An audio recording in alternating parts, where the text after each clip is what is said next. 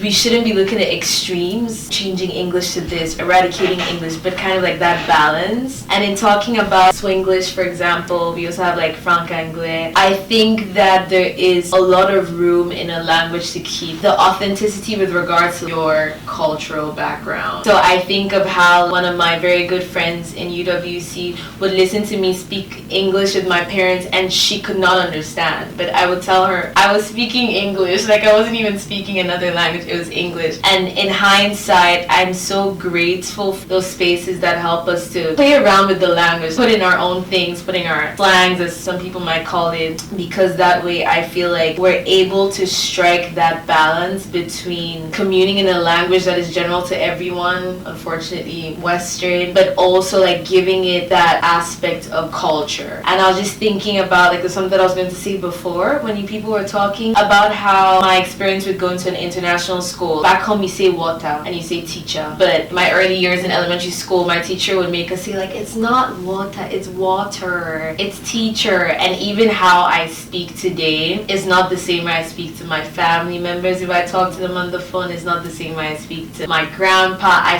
You would know that I sound completely different. And now that you just said that, it just makes me realize how it's almost like our way of resurrecting the culture that we can in a language that's not our own. Yeah. I think some people think about it in terms of language purity. When we think of indigenous language, people think of you don't speak the pure thing. Right. You know what I mean? The thing is that also can apply to English or to French or any other language. I don't know what the experiences were, but I know when I moved to Chicago newly, I had people who make you feel like you don't speak English well enough. Mm-hmm. Back home, people will say Desmond is always speaking English because he knows he's good with it. Why aren't we saying Swahili is the language everyone can use to communicate across the board, across the world, and they can adapt Kiswahili in their own respective context? Why English? Why French? English did not become a dominant language because it was more written than any other language. It became dominant because people who speak English had the ethical sensibility to use violence on others in a way that others just could not muster the ethical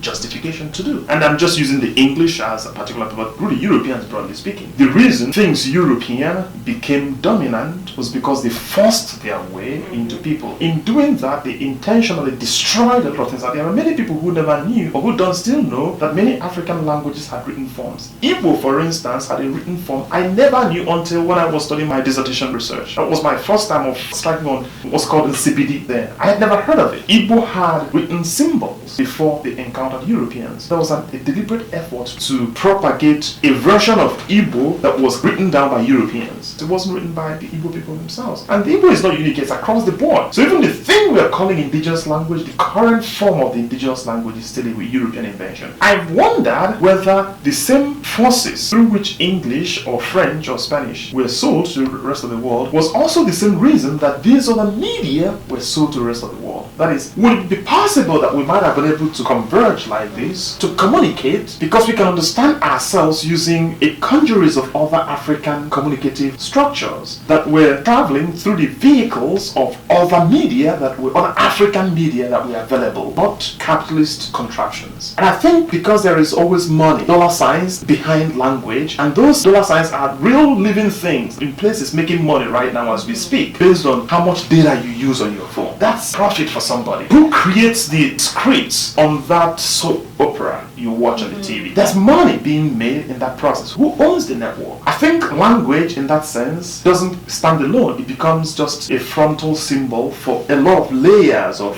stuff happening. And sometimes I wonder if those additional layers of stuff is the reason that language is dominant.